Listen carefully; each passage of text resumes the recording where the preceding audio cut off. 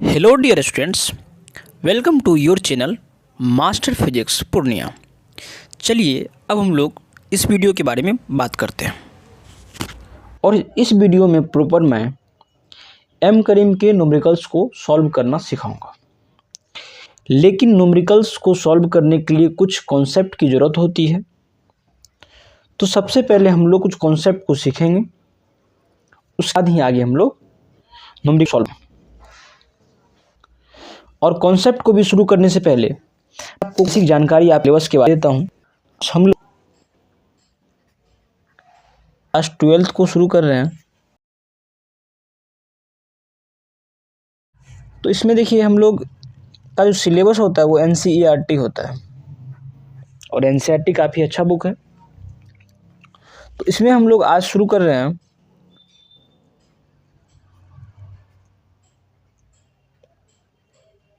Electromagnetism, physics का एक branch. Electromagnet को दो पार्ट में बांटा गया है, इलेक्ट्रोस्टैटिक्स, और एक बांटा गया है इलेक्ट्रोडायनेमिक्स। देखिए यहाँ नाम से ही पता चल रहा है कि आखिर इसका मतलब क्या है। मैं आपको बता दूं, इलेक्ट्रो मतलब होता है चार्ज, और स्टैटिक का मतलब होता है रेस्ट। यानी चार्ज जब रेस्ट में होगा, तो उस समय जो भी हम इसके फिनोमेना के बारे में पढ़ेंगे, जो भी लॉ पढ़ेंगे चार्ज के, वो सभी हम लोग पढ़ेंगे इलेक्ट्रोस्टैटिक्स में। और ये फिजिक्स का ब्रांच हो गया। तो फिजिक्स का जो ब्रांच है वो ढेर सारा है। तो हम लोग जो अभी जिस ब्रांच में बात कर रहे हैं वो क्या है, इलेक्ट्रोमैग्नेटिज्म। और इसी को बांटा गया है दो टाइप, इलेक्ट्रोस्टैटिक्स और इलेक्ट्रोडायनेमिक्स। इसमें चार्ज मोशन में रहेगा। चार्ज क्या रहेगा, डायनेमिक मतलब मोशन में रहेगा। तो हम लोग अभी इस पे बात नहीं कर रहे हैं, हम लोग अभी बात करेंगे इलेक्ट्रोस्टैटिक्स पे। तो इसमें जो है क्लास 12th में अगर मैं देखूं तो इसमें दो चैप्टर जो है, पहला चैप्टर और दूसरा चैप्टर, ये आपका इलेक्ट्रोस्टैटिक्स में आ जाता है। और पहला चैप्टर जो है आपका वो है electric charges and fields, electric charges and fields. और दूसरा जो है वो है आपका electrostatic potential and capacitance, electrostatic potential and capacitance. ठीक है, तो हम लोग अभी इलेक्ट्रोस्टैटिक्स के फर्स्ट चैप्टर पे बात करेंगे। ठीक है, और इसको समझने के लिए देखिए मैं न्यूमेरिकल भी डायरेक्ट शुरू कर सकता था, लेकिन मैंने नहीं किया। लेकिन उससे पहले इसको शुरू करने का मेरा मेन मकसद है कि अगर आप कहीं जा रहे हैं, कुछ पढ़ रहे हैं, तो आपको पता होना चाहिए कि आप क्या पढ़ रहे हैं, है ना। थोड़ा बहुत मैं शेड्यूल बताना चाह रहा हूँ, तो थोड़ा सा आप ये नहीं सोचेंगे ये क्या बताने लगे। थोड़ा सा मैनेज करके आप पहले सारी चीज़ों को सुनिए, उसके बाद आप हम न्यूमेरिकल पे जस्ट आ रहे हैं। ठीक है, ठीक है। चलिए इसमें जो है थोड़ा बहुत मैं आपको NCERT दिखा दूं, आप यहाँ देख सकते हैं। एक मिनट, हाँ, आप यहाँ देख सकते हैं, ये आपका NCERT है, जिसमें कि आपका दो पार्ट आता है। लाइट NCERT का दो पार्ट आता है, आप लोग देखे होंगे। तो चैप्टर 1 है ये इलेक्ट्रिक चार्जेज एंड फील्ड, और ये है आपका chapter 2 electrostatic potential and capacitance. ये जो दोनों चैप्टर है ना, ये दोनों चैप्टर आपका इलेक्ट्रोस्टैटिक्स में आता है। उसके बाद जो भी रेस्ट चैप्टर बचा हुआ है आप यहाँ देख सकते हैं, आपका करंट इलेक्ट्रिसिटी हो गया, मूविंग चार्जेज एंड मैग्नेटिज्म हो गया, मैग्नेटिज्म एंड मैटर हो गया। उसके बाद फिर आपका इलेक्ट्रोमैग्नेटिक इंडक्शन हो गया, अल्टरनेटिंग करंट हो गया, इलेक्ट्रोमैग्नेटिक वेव हो गया। ये जो भी रेस्ट है टोटल है 8। फर्स्ट पार्ट जो बुक है आपका उसमें टोटल चैप्टर है 8। उसमें दो चैप्टर आपका इलेक्ट्रोस्टैटिक्स में आ जाता है, और जो रेस्ट 6 बचा वो आपका इलेक्ट्रोडायनेमिक्स में आ जाता है। ठीक है, तो इसी में हम लोग इलेक्ट्रोस्टैटिक का पहला चैप्टर जो है आपका इलेक्ट्रिक चार्जेज एंड फील्ड, उस पर हम लोग बात करेंगे। ठीक है, तो देखिए न्यूमेरिकल को सॉल्व करने से पहले मैं अभी इस वीडियो में एम करीम का जो अब मैं आपको दिखा देता हूँ।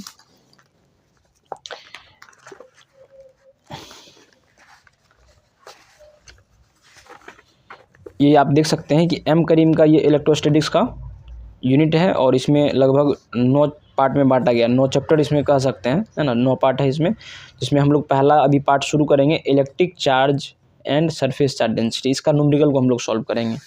तो बेसिकली बात यह है कि अगर हम किसी भी न्यूमेरिकल को बताते हैं तो उससे पहले थोड़ा बहुत हमको कॉन्सेप्ट आना चाहिए, तभी हम लोग उसको समझ पाएंगे, सीख पाएंगे, ठीक है। तो थोड़ा बहुत हम लोग कॉन्सेप्ट पे भी बात कर लेते हैं, ठीक है। तो जैसा कि आप देख रहे हैं यहाँ पे इलेक्ट्रिक चार्जेज एंड फील्ड है, ये जो चैप्टर है बच्चों, पहला चैप्टर। तो सबसे पहले इसमें समझते हैं कि इलेक्ट्रिक चार्ज क्या होता है, ठीक है। और इलेक्ट्रिक चार्ज को समझेंगे तभी हमारा न्यूमेरिकल भी बन पाएगा, ठीक है। तो हमारा जो मेन हेडिंग है वो हम ले लेते हैं इलेक्ट्रिक चार्ज। ये क्या होता है समझिए। जैसे मान लीजिए कोई ऑब्जेक्ट है, जैसे मान लीजिए हमारे हाथ में ही क्या है, पेन है, तो पेन के पास कुछ प्रॉपर्टी है। अगर हम बात करें एक बेसिक प्रॉपर्टी का, तो इसके पास क्या है, इसके पास मास है। तो मास क्या है, इसका प्रॉपर्टी है, यानी कि बिना मास के ये जो ऑब्जेक्ट है ये इस नेचर में, इस वर्ल्ड में एग्जिस्ट नहीं कर सकता है। जिस तरह से इस ऑब्जेक्ट का प्रॉपर्टी मास है, उसी टाइप से ऑब्जेक्ट का प्रॉपर्टी इलेक्ट्रिक चार्ज होता है। और ये कैसा प्रॉपर्टी होता है, ये फंडामेंटल प्रॉपर्टी होता है। फंडामेंटल प्रॉपर्टी का क्या मीनिंग है, फंडामेंटल प्रॉपर्टी का मीनिंग है कि वैसा प्रॉपर्टी जो बहुत बेसिक हो, मतलब जो मेन प्रॉपर्टी हो, जिसका मतलब खंडन नहीं किया जा सकता है।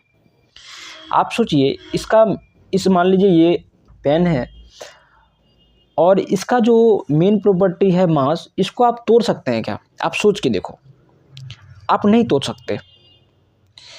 अगर मान लीजिए हम फोर्स के बारे में बात करें तो फोर्स को हम तोड़ सकते हैं, एक्सेलरेशन में, फिर उसको वेलोसिटी में, इस तरह से हम उसका खंडन कर सकते हैं। लेकिन अगर हम बात करें इसका मास का, तो मास को नहीं तोड़ सकते। मास एक प्रॉपर्टी है, मास कुछ है नहीं। ऐसा नहीं कि मास किसी को हम दे सकते हैं। मास जस्ट लाइक एक किसी पदार्थ का एक प्रॉपर्टी है। आई होप आप समझ रहे होंगे। उसी टाइप से इलेक्ट्रिक चार्ज जो है वो प्रॉपर्टी है किसी भी ऑब्जेक्ट का, ठीक है। तो अगर हम इसको डिफाइन करें, थोड़ा बहुत हम लोग इसको समझ लेते हैं, फिर हम लोग जस्ट आते हैं न्यूमेरिकल पे। Charge is the intrinsic property of matter due to which it experiences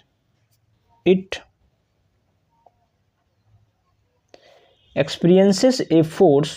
कैसा फोर्स? experiences इलेक्ट्रोस्टैटिक्स, ये नोटिफिकेशन, एक minute, electrostatic force of action repulsion. क्या है? चार्ज जो है इंटरेस्ट प्रॉपर्टी है किसी मैटर का, जिसके द्वारा क्या होता है कि एक फोर्स का अनुभव होता है। मैं नेट ऑफ कर दूं, ज़्यादा नोटिफिकेशंस आ रहे हैं।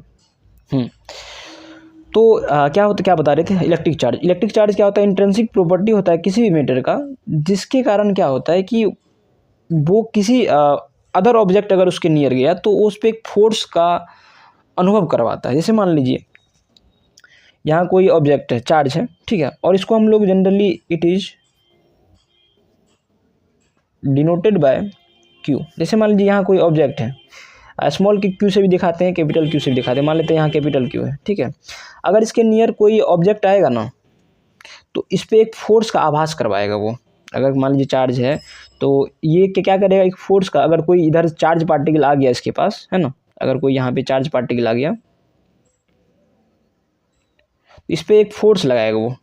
उस फोर्स को बोलते हैं इलेक्ट्रोस्टैटिक फोर्स। अगर ये पड़ा, ये भी अगर पड़ा, मान लीजिए यहाँ क्यू नॉट है, तो इसको क्या करेगा, ये रिपेल करेगा, धक्का देगा।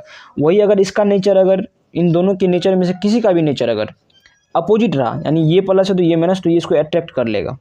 यानी इलेक्ट्रोस्टैटिक फोर्स जो होता है वो अट्रैक्ट भी कर देगा और या फिर रिपेल भी करेगा, ठीक है।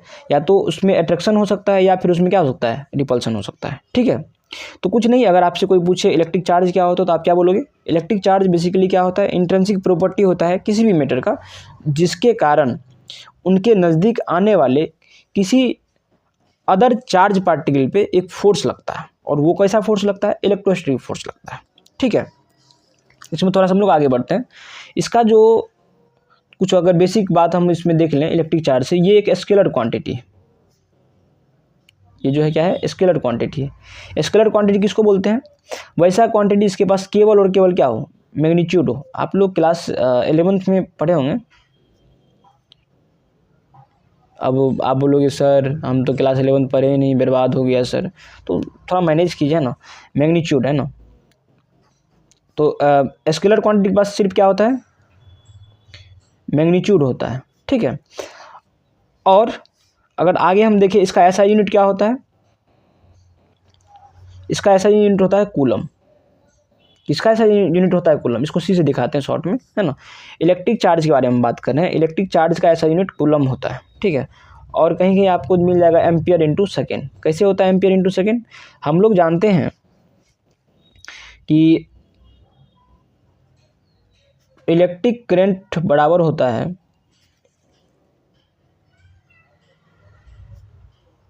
Electric charge upon time. Electric current का डिफिनेशन क्या है, the rate of flow of charge is called electric current. Simple बात है, मतलब कि कितने समय में कितना चार्ज फ्लो हो रहा है, किसी भी करंट कैरिंग कंडक्टर से, किसी भी वायर से कितने समय में कितना चार्ज फ्लो हो रहा है, उसका जो रेट बताता है ना, वही क्या कहलाता है, इलेक्ट्रिक चार्ज कहलाता है। यदि हम इसमें बात करें तो यहाँ देखिए इसका क्या होता है, एम्पियर होता है। एम्पियर को हम लोग क्या किससे, ए से दिखाते हैं। और इधर तो मान लीजिए हमको इलेक्ट्रिक चार्ज का निकालना ही है, और ये आपका क्या हो गया, सेकेंड, टाइम का सेकेंड हो गया। तो यहाँ पे आप क्या देख पा रहे हैं, इलेक्ट्रिक चार्ज का जो यूनिट हो गया एम्पियर इंटू सेकेंड, है ना। तो ये आपका हो गया। और देखिए अगर हम डायमेंशन का बात करें, दिख रहा है, हाँ, डायमेंशनल फॉर्मूला का अगर हम बात करें तो वो क्या होता है, 80 होता है। और आपको पता है कि डायमेंशन को हमेशा स्क्वायर ब्रैकेट में लिखा जाता है, ठीक है। ये आपका बेसिक बात हो गया। अब समझिए कुछ और कॉन्सेप्ट है जो आपको समझना चाहिए, है ना। देखिए जैसे मान लीजिए कि कोई अगर न्यूट्रल ऑब्जेक्ट है, उससे पहले मैं आपको थोड़ा सा यहाँ पे बताना चाहता हूँ, थोड़ा इसको आप देखेंगे।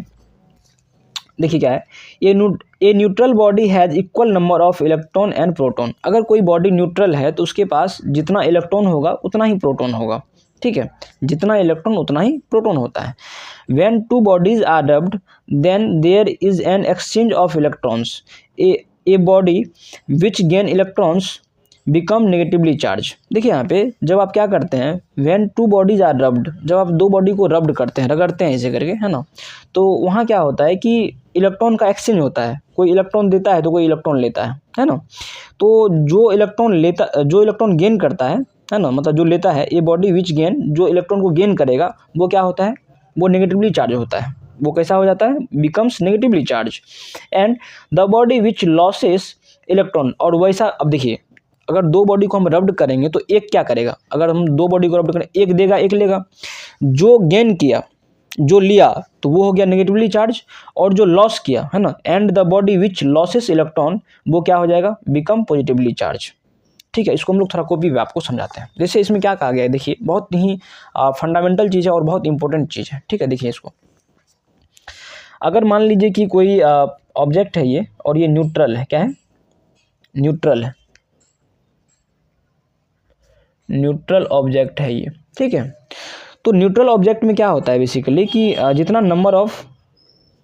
इलेक्ट्रॉन होता है ना, उतना ही क्या होता है, प्रोटॉन भी होता है, ठीक है। तो कहने का मतलब ये है कि जितना इलेक्ट्रॉन है उतना प्रोटॉन। अगर इस ऑब्जेक्ट में, ये जो न्यूट्रल ऑब्जेक्ट है, अगर इसमें मान लीजिए कि 11 इलेक्ट्रॉन है, तो 11 क्या होगा, प्रोटॉन भी होगा न्यूट्रल होने के लिए, तभी ये न्यूट्रल कहलाएगा। इसका अनबैलेंस होना, यानी इलेक्ट्रॉन और प्रोटॉन के नंबर में अगर अनबैलेंस हो गया, मतलब मान लीजिए कि इलेक्ट्रॉन 12 हो गया और प्रोटॉन 8 ही रहा, तो यहाँ पे मतलब कुछ ना कुछ हुआ है, कोई ना कोई प्रोसेस हुआ है, कुछ ना कुछ गड़बड़ है। तो गड़बड़ जैसे हुआ, इसका मतलब है कि वो बॉडी चार्ज हुआ है, किसी से लिया है। अगर हम नॉर्मल अवस्था में देखें, न्यूट्रल अवस्था में देखें, तो जितना उसके पास इलेक्ट्रॉन होता है उतना ही उसके पास क्या होता है, प्रोटॉन भी होता है, ठीक है। तो ये तो हो गया न्यूट्रल ऑब्जेक्ट के बारे में, ठीक है। तो न्यूट्रल ऑब्जेक्ट में आप एक बेसिक बात याद रखेंगे कि न्यूट्रल ऑब्जेक्ट में जितना इलेक्ट्रॉन होता है उतना ही क्या होता है, प्रोटॉन भी होता है। आगे हम लोग थोड़ा बढ़ते हैं, चलिए। और इसमें आप थोड़ा ध्यान देंगे, अगर कोई बॉडी है मान लीजिए और ये क्या है, इलेक्ट्रॉन को रिमूव कर लेते हैं, बॉडी ले कितना इलेक्ट्रॉन, एक इलेक्ट्रॉन और एक इलेक्ट्रॉन भी। आप याद करेंगे कि जो ट्रांसफ़र होगा ना हमेशा इलेक्ट्रॉन का ट्रांसफ़र नहीं होता है। आपको पता है कि मान लीजिए कोई एटम है और उसका न्यूक्लियस है, तो न्यूक्लियस में क्या होता है, न्यूट्रॉन होता है और प्रोटॉन होता है, और इलेक्ट्रॉन इसके चारों ओर घूमता है। ये बेसिक बात है, आपको पता होगा, नहीं भी पता है तो आप ध्यान देंगे। ये इसका न्यूक्लियस है एटम का, तो इसके अंदर न्यूट्रॉन होता है और प्रोटॉन होता है। तो न्यूट्रॉन पे कोई भी चार्ज नहीं होता है, लेकिन प्रोटॉन पे प्लस चार्ज होता है और इलेक्ट्रॉन पे माइनस चार्ज होता है। तो इलेक्ट्रॉन इसके चारों ओर घूमते रहता है, ठीक है। तो यहाँ पे क्या होता है कि ये जो है न्यूक्लियस जो है, इसके अंदर जो है प्रोटॉन स्ट्रॉन्ग न्यूक्लियर फोर्स है, स्ट्रॉन्ग न्यूक्लियर फोर्स से ये क्या होता है, बॉन्डेड होता है। तो इसको मतलब कि इस तरह से आप देख सकते हैं यहाँ पे, इस तरह से मतलब इस तरह से, इतना मतलब आपको मैं जैसे मान लीजिए कि नाम से ही लग रहा है स्ट्रॉन्ग न्यूक्लियर फोर्स, इतना मतलब काफ़ी ज़्यादा स्ट्रांगली एकदम जुड़ा होता है। तो उसको न्यूक्लियस से बाहर निकालना थोड़ा मुश्किल सा हो जाता है। लेकिन ये जो इलेक्ट्रॉन है ना, तो ये जो है इसके चारों ओर क्या होता है, घूमते रहता है, तो इसको बाहर निकालना आसान होता है। तो आप हमेशा याद रखेंगे कि चार्जिंग, एक मिनट, हाँ थोड़ा लाइट का ये है, बार बार वो बंद हो जा रहा है थोड़ा सा। चलिए, तो क्या बता रहे थे, अगर कोई बॉडी, यहाँ पे आपको समझ में आ गया होगा क्या क्या हो रहा है यहाँ पे। अगर कोई बॉडी इलेक्ट्रॉन को रिमूव कर रहा है, क्या कर रहा है, इलेक्ट्रॉन को रिमूव कर रहा है, इसका मतलब है, मान लेते हैं कि यहाँ पे ये एक ही इलेक्ट्रॉन को रिमूव कर रहा है, तो रिमूव करने के बाद उसका जो कंडीशन होगा वो कैसा होगा, देखिए इसको जब वो रिमूव कर देगा उसका कंडीशन कैसा होगा, इसमें 10 इलेक्ट्रॉन बचेगा और 11 प्रोटॉन बचेगा। तो यहाँ पे आप क्या देख रहे हैं,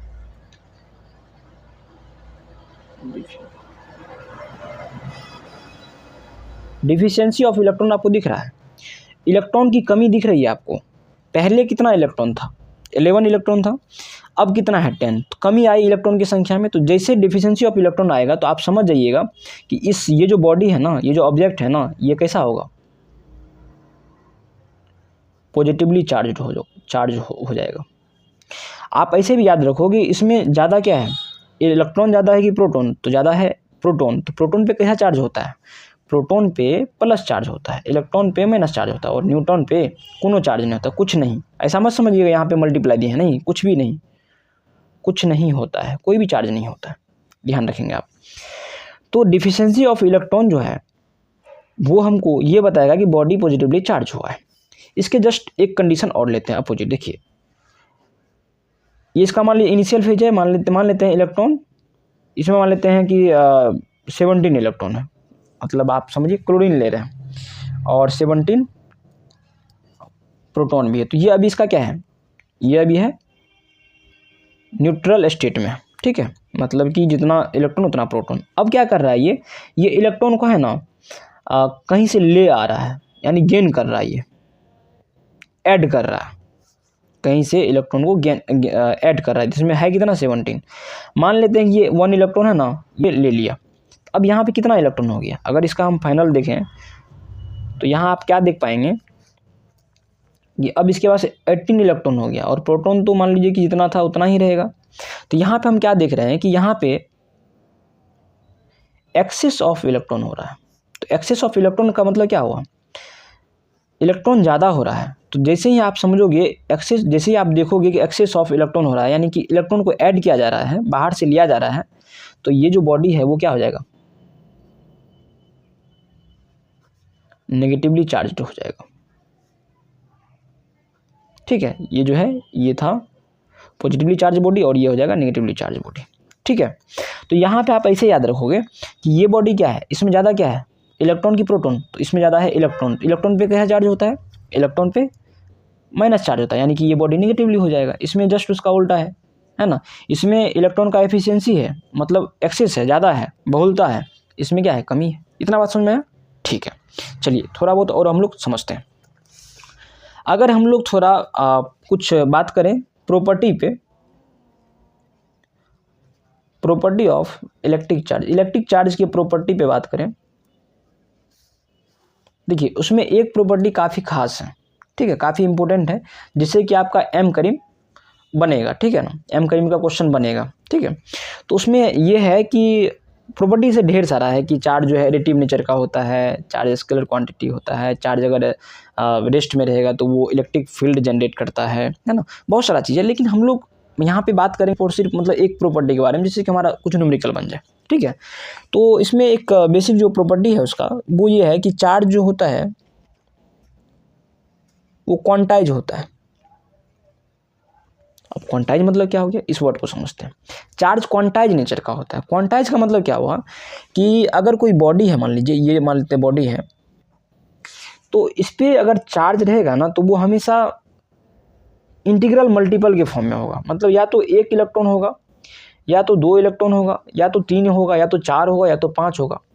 कभी ऐसा नहीं बोल सकते हैं कि किसी बॉडी पे 1.6 इलेक्ट्रॉन है। मतलब कि अगर आप किसी को इलेक्ट्रॉन दे रहे हैं या फिर इलेक्ट्रॉन ले रहे हैं तो उसमें आपको हमेशा ध्यान रखना है कि वो इंटीग्रल मल्टीपल के फॉर्म में होना चाहिए, यानी कि वो पूर्णांक में होना चाहिए। ऐसा नहीं कि मतलब डेसिमल में कभी भी नहीं जाएगा। अगर मान लीजिए मुझे ही आपको क्या देना है, मान लेते हैं कि चार्ज देना है, तो चार्ज मतलब इलेक्ट्रॉन देना है, तो इलेक्ट्रॉन देना तो हम ऐसा कभी नहीं सोचेंगे कि आपको 1.5 दे दे, आप नहीं ले पाओगे। मतलब ये चार्ज का जो नेचर है उसके मतलब खिलाफ है, उसका ये गुण है ही नहीं, उसका ये प्रॉपर्टी है ही नहीं। आप ध्यान रखोगे कि कोई भी बॉडी अगर इलेक्ट्रॉन को गेन करेगा या लॉस करेगा तो वो हमेशा इंटीग्रल मल्टीपल के फॉर्म में गेन करेगा या लॉस करेगा, या तो 1 करेगा, 2 करेगा, 3 करेगा, 4 करेगा, ठीक है। ये क्या बोलता है समझ लेते हैं फिर और आपका क्लियर हो जाएगा। ये बोलता है कि net charge on a body, कोई भी बॉडी हो, net charge on a body is integral multiple of charge of कितना, चार्ज ऑफ एन इलेक्ट्रॉन। ये बोला कि अगर किसी बॉडी पे नेट चार्ज हमको निकालना हो तो हम क्या करेंगे, एक इलेक्ट्रॉन का जो चार्ज रहेगा उसका मल्टीप्लाई करेंगे किसी भी इंटीजर से, है ना। तो अगर हम नेट चार्ज निकालें तो Q बराबर क्या हो जाएगा, NE। इसको समझते हैं कैसे, देखिए मान लेते हैं कि कोई ऑब्जेक्ट है जो क्या कर रहा है, suppose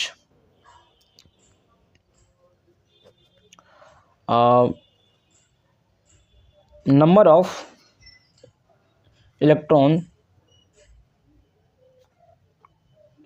transferred by a object equal to मान लेते हैं n, है ना। कितना इलेक्ट्रॉन वो ट्रांसफ़र कर रहा है, मान लेते हैं n इलेक्ट्रॉन वो ट्रांसफ़र कर लेता है, कोई भी ऑब्जेक्ट है। और आपको पता है कि चार्ज ऑफ 1 इलेक्ट्रॉन क्या होता है, 1.6 × 10⁻⁻19 कूलम। ये हमेशा ये नेगेटिव नेचर का होता है, ठीक है। लेकिन मैग्नीट्यूड अगर बात करें तो पॉजिटिव को कंसीडर करेंगे।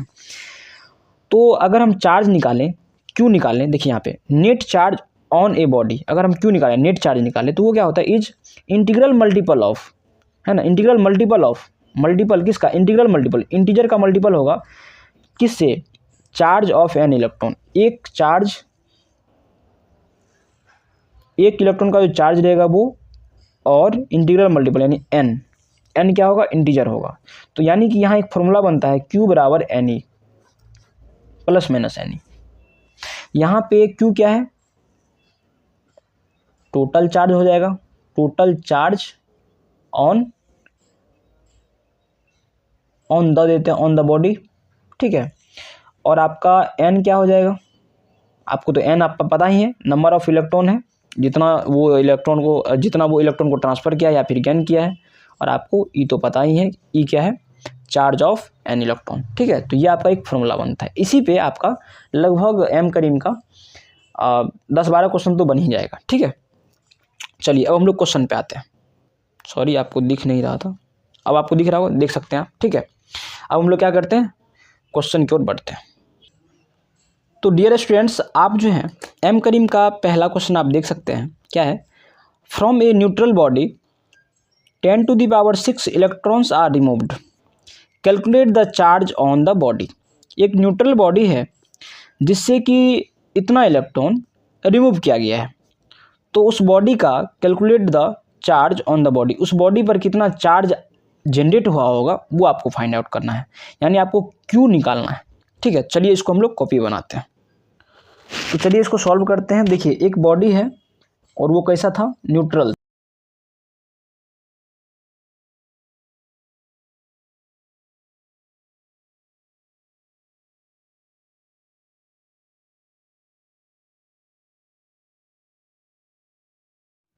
चलिए समझ लेते हैं। यहाँ पे थोड़ा सा ये हुआ कि वीडियो है ना रुक गया था, ठीक है, मुझे पता नहीं चला, मैं लिखता चला गया। देखिए यहाँ पे एक बॉडी था जो एक बॉडी है न्यूट्रल, जिससे कि क्या हुआ 10⁶ इलेक्ट्रॉन रिमूव किया गया, यानी कि आपको नंबर ऑफ इलेक्ट्रॉन दिया हुआ है। और एन क्या होता है, जितना इलेक्ट्रॉन को ट्रांसफ़र किया गया है। और ट्रांसफ़र दो तरीके से होता है, या तो लेके या फिर देके, है ना। तो आपको एन दिया है, एन कितना है 10⁶ इलेक्ट्रॉन्स दिया है। और आपको हमेशा पता होना चाहिए कि एक इलेक्ट्रॉन का जो चार्ज होता है वो कितना होता है 1 × 10⁻⁻19 कूलम। ठीक है, और आपको क्यू निकालना है, यही बोला गया था। From a neutral body 10⁻6 electrons are removed, calculate the on the body, वही चार्ज आपको निकालना है। तो आप क्या जानते हैं, क्यू बराबर एन ही क्यू बराबर +- एन ही जानते हैं। ठीक है, यानी कि आप क्या जानते हैं, क्यू बराबर एन ही जानते हैं। ये आपका फॉर्मूला हो गया। अब पॉजिटिव नेगेटिव, क्योंकि चार्ज तो दोनों टाइप का होता है, दो टाइप का होता है, पॉजिटिव और नेगेटिव, इसीलिए फॉर्मूला है। हम लोग अभी कंसीडर कर रहे हैं क्या, क्यू बराबर एन ही। बाद में प्लस दे देंगे, कैसे देंगे आपको बताते हैं। चलिए यहाँ पे क्या है, एन कितना है 10⁻6 इंटू, और ये ई कितना है 1.6 × 10⁻⁻19। ठीक है, अगर आप इसको सॉल्व करते हैं तो देखिए यहाँ पे क्या हो जाएगा, 1.6 ले लेते इधर, और ये देखिए इसका बेस क्या है, इसका बेस क्या है, सेम है। आप पढ़े होंगे कि है ना, मल्टीपल में बेस सेम रहने पर पावर क्या होता है, जुटता है। तो यहाँ देखिए, यहाँ पे भी 10⁻6 और यहाँ पे 10⁻⁻19, तो बेस सेम है, तो यहाँ पे क्या हो जाएगा, पावर जुट जाएगा। आप अगर 6 में -19 को ऐड करेंगे तो क्या हो जाएगा, -13 बचेगा। ठीक है, तो इसमें अगर दिक्कत है तो बहुत दिक्कत है आपके जीवन में ना। तो इतना क्या है, इतना कूलम। ये बहुत बेसिक चीज़ है। यहाँ पे कैसे किए हैं, 6 +- हो जाएगा, यानी 6 में से 19 को सब्सट्रैक्ट करना है, यानी 19 में से 6 जाएगा 13, और बड़े के साथ नेगेटिव। ये बहुत बेसिक चीज़ है ना। अगर इन सब चीज़ों में आपको प्रॉब्लम है तो बहुत दिक्कत है।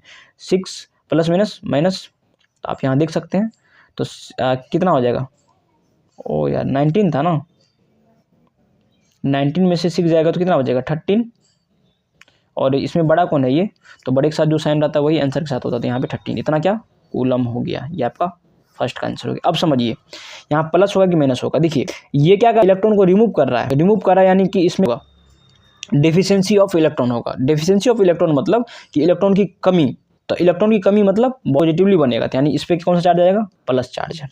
ऐसे भी आपको बताए थे, क्या बताए थे कि इलेक्ट्रॉन जला तो इसमें ज़्यादा क्या हुआ, प्रोटॉन ज़्यादा होगा, इलेक्ट्रॉन का कमी हो जाएगा। इलेक्ट्रॉन निकला है मतलब इलेक्ट्रॉन का कमी हो गया, ज़्यादा क्या होगा, प्रोटॉन। तो प्रोटॉन होगा तो प्रोटॉन में प्लस चार्ज होता है, बॉडी कैसा हो जाएगा, पॉजिटिव हो जाएगा। समझे। चलिए हम लोग नेक्स्ट क्वेश्चन की ओर बढ़ते हैं। दूसरा नंबर देखिए दूसरा नंबर में क्वेश्चन क्या है, calculate the charge on a body if 1 million electrons are removed from it, है ना। देखिए यहाँ पे भी चार्ज ही निकालना है, क्यों ही निकालना है। Calculate the charge on a body, क्यों नहीं निकाला, चार्ज निकालना है। अगर क्या हो रहा है, 1 मिलियन इलेक्ट्रॉन को रिमूव किया जा रहा है, इस बॉडी से 1 मिलियन इलेक्ट्रॉन को किया जा रहा है, तो आपको पता होना चाहिए कि 1 मिलियन में कितना होता है, 10 होता है, और 10 लाख में अगर आप जीरो को काउंट करेंगे तो 6 जीरो होता है। तो यहाँ पे वही चीज़ लिखे हैं 10⁻6। ठीक है, यानी कि हम बोल सकते हैं कि उस बॉडी से 10⁻6 इलेक्ट्रॉन क्या हो रहा है, रिमूव किया जा रहा है। ठीक है, चलिए बनाते हैं इसको। ये तो सेम टाइप का सवाल हो गया उसमें, है ना, सेम ही हो गया। यहाँ पे भी एन उतना ही था, यहाँ पे भी सेम आएगा, सेम सवाल है, बस थोड़ा सा उसके लिखने का तरीका अलग हो गया, वहाँ मिलियन दे दिया। चलिए बनाए। तो एक बॉडी है जिससे क्या हो रहा है कि 1 मिलियन इलेक्ट्रॉन क्या हो रहा है, निकाल दिया जा रहा है। तो आपको बता दें कि आपको एन दिया हुआ है, तो एन कितना है 1 मिलियन। 1 मिलियन मतलब कितना, 1 मिलियन इलेक्ट्रॉन्स। इसका मतलब है कि 1 मिलियन में 10⁻6 होता है, 1 मिलियन में 10⁻6 होता है।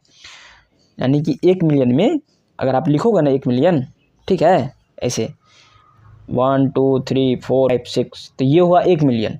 देखिए 1 10 100,000 10,000 100,000 मिलियन, तो ये हो गया। तो इस पर अगर आप इसको लिखना चाहो तो इसे लिख सकते हैं आप, वही चीज़ हम लिखे हैं, इतना इलेक्ट्रॉन्स। ठीक है, ये आपका एन हो गया। ई तो आपको हमेशा पता होता है 1.6 × -19 कुल।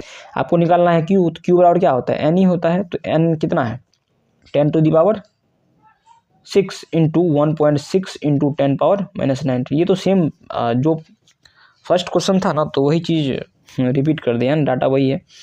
1.6 इंटू वही बेस वाला कहानी सेम है, तो क्या हो जाएगा, घटेगा -13 कूलम।